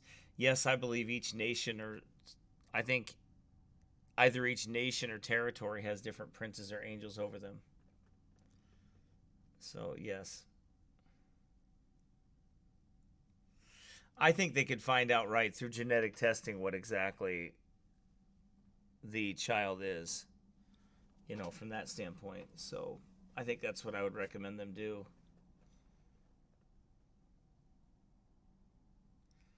That's what I would tell them to do, is have it genetically tested, because the genetics aren't going to lie. It is what it is. Whatever abnormalities took place, which is kind of weird, but whatever did take place.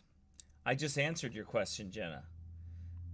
I just answered it. You asked about a trip, and I told you that no, not all of them are bad. I would stay away from Disney and the ones that support Disney and all that kind of stuff.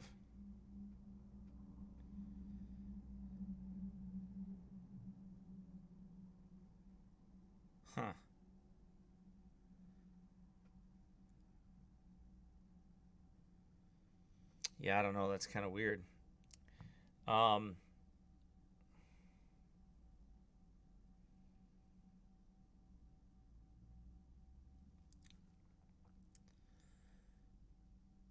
It was probably a twin that was enveloped by the male gene, is what my wife said.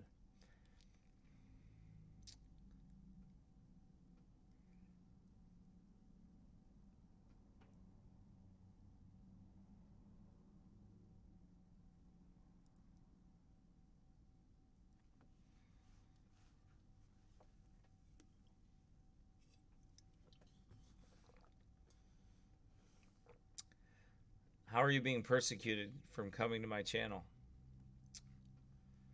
Cat lady, how are you being persecuted? It is grace, emptied himself of all but love, and bled for Adam's helpless race. 'Tis mercy only, immense and free, for oh my God, He found us me. Stephen questioned, the deacon at my church suggested that I should avoid a non-Christian pediatrician for my infant son at all costs. Would you agree with that? I'm just cautious about them pushing vaccines. Well, I don't really go to a doctor that much anyway. I mean, we have insurance and all that, but we don't go to the doctors that much for anything. So, you know, we did all home births for the last 3 children that we've had.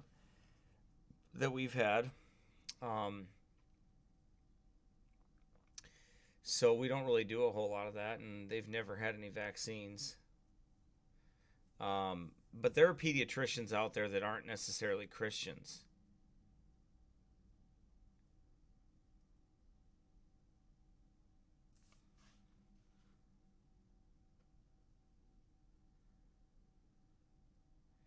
Cat lady is moon pie. Well, why is she saying that she's being like mistreated? I don't understand what she means by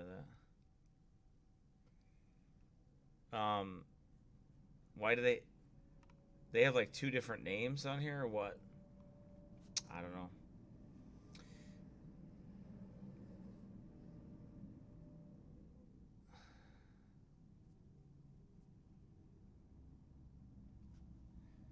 I would just be careful, Steven. I would just be careful.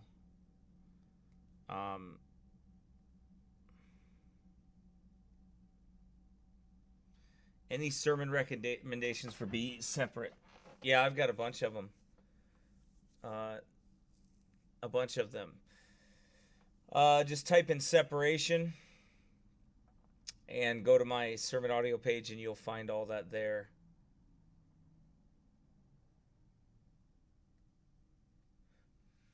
Wow.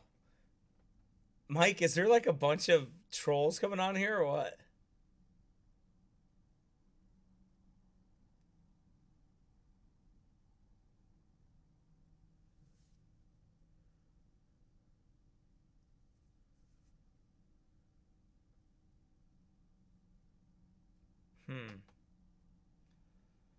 Well, the only reason for the pediatrician is that because my son was born in the hospital, child protection can come after you. Wow, they can't do that here. I've never heard of that before. They can't do that here in Minnesota. They don't make you do that here. I've never heard of that unless that's a Florida law.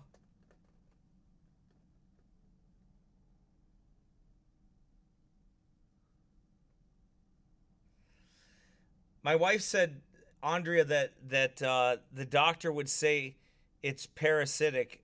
It's a parasitic twin. The ultrasound would tell if there is plumbing for a boy or a girl.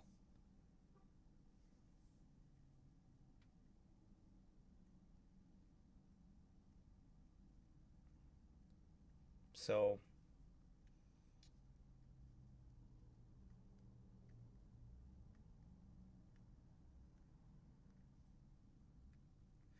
did your wife have a midwife to help her at home? Yes.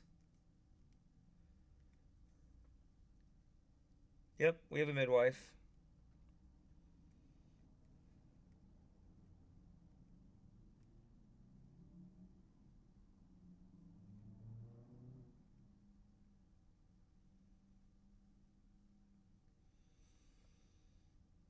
Absolutely. Well, let's see if there's anything else. Oh, Peter 2.0. Let's go there.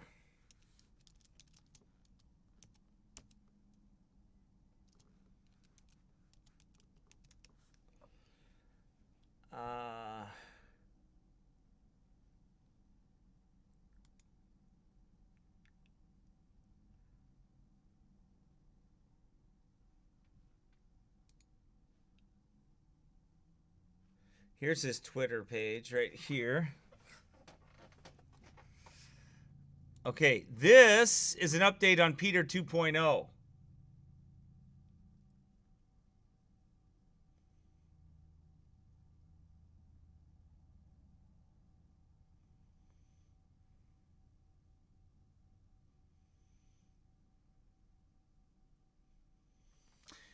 Okay.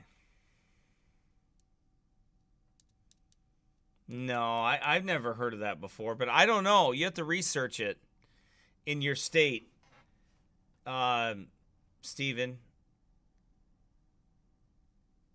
You have to research that in your state, but that might be your anxiety talking. All right, Peter 2.0. Doctor, let me present the amazing John Palmer, he says. Let's go back into the Wayback Machine here and go back to November.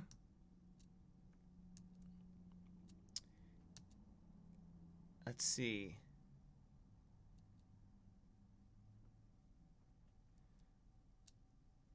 This was his last post as Peter 1.0. Tomorrow, trade my voice for potential decades of life as we complete the final medical procedure for my transition to full cyborg.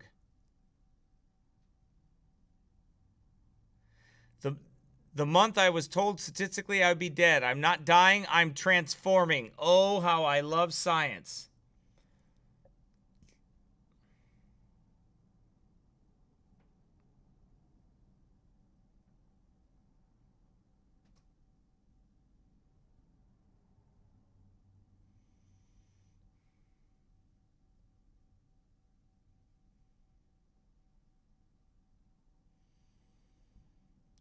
So here we go. Peter 2.0 is now online.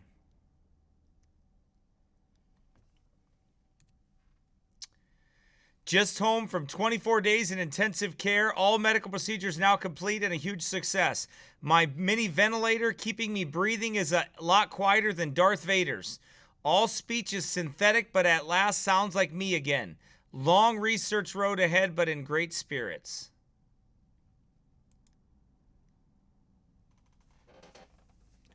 My full cyborg quadostomy. Input air via respiration tube fed by electronic ventilation. Pump located behind wheelchair. Food and drink via feeding tube controlled by electronic feeding pump located behind wheelchair. Liquid waste via catheter into the disposal bag hidden in wheelchair. Output, number 2, solid waste into odor-free disposal bag hidden under clothing.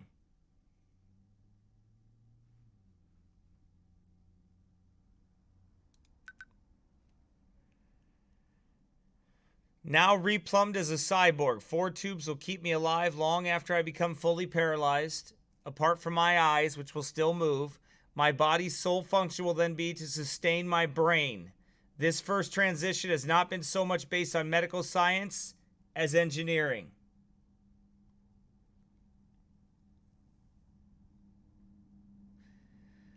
Another exciting video call with mega corporations and Intel Plus, other key individuals researching on behalf of the Scott Morgan Foundation. It will take years to reach our goals, but here are my feelings.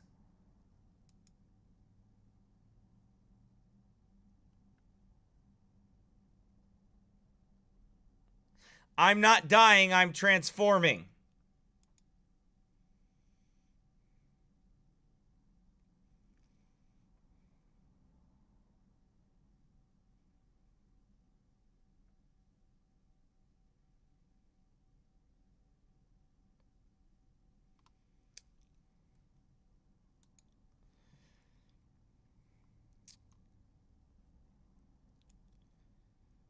Oxford Medical Case Reports just published a medical paper about the groundbreaking operation I had last year.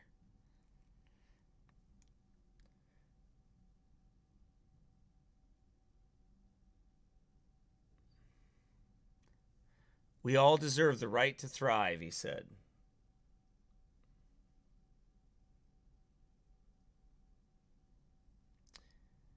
He is celebrating humanity, says how amazing humanity is. Each of us alone, pretty significant.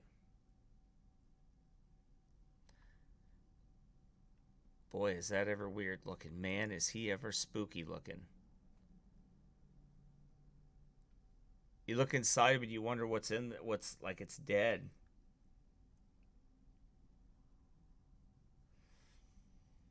The greatest gift is to have a future. People ask why I'm doing what I'm doing. That's my answer. As those of us with extreme disability faces the hopes and fears of new decades, it's worth remembering that everyone gets a chance to help define the 2020. Let's change the world.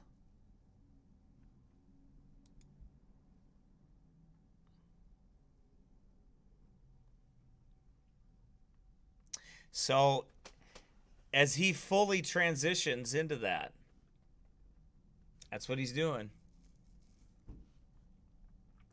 Fully transitioning into that.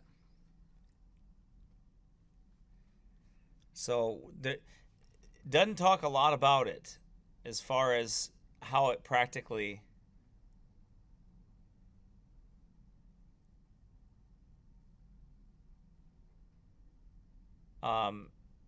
you know, it doesn't really say like how that all is working, but I guess we'll find out. He does look creepy for sure. Well, listen, I'm about ready to get out of here. I got to get some stuff done here today. So I'm about ready to go here. I got a busy day. I got to get some stuff done. But so anyway, if anybody doesn't have, if there's no more questions, I'm going to take off here for the day, and I have a busy day tomorrow, and then of course Sunday is my busiest day of the week. So always something to do, amen.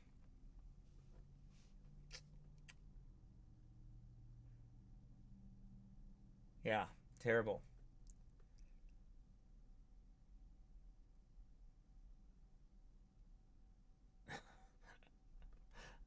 Mike's busy with the wrench today.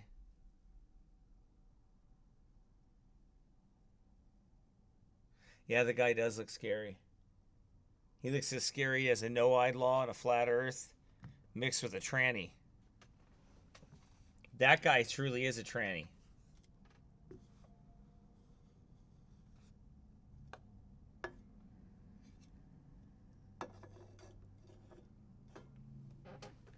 Yep, everybody have a good day, and we'll see you again on, oh, excuse me, sorry. We'll see you again on Monday. Would anyone want that?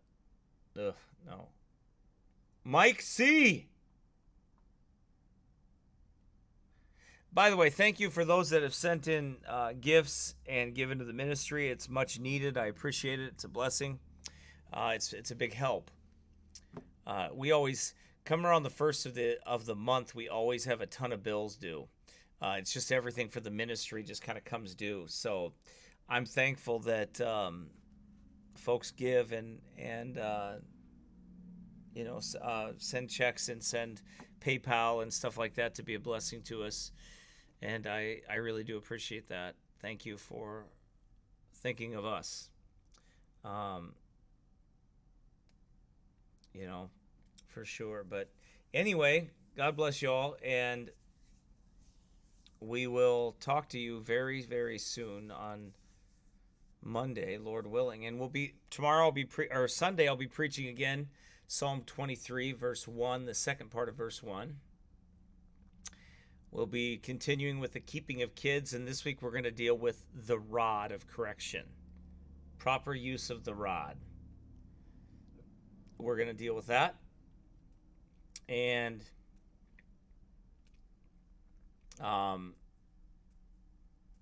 that'll be on, and then I'll also deal with the Baptist distinctive individual soul liberty, or soul liberty as it's called, which is a Baptist distinctive as we march forward to get through, to teach all through all the good doctrinal teachings of the Baptist distinctive, so we get to the history of Baptist.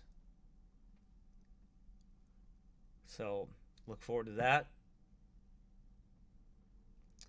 And we will talk to you soon.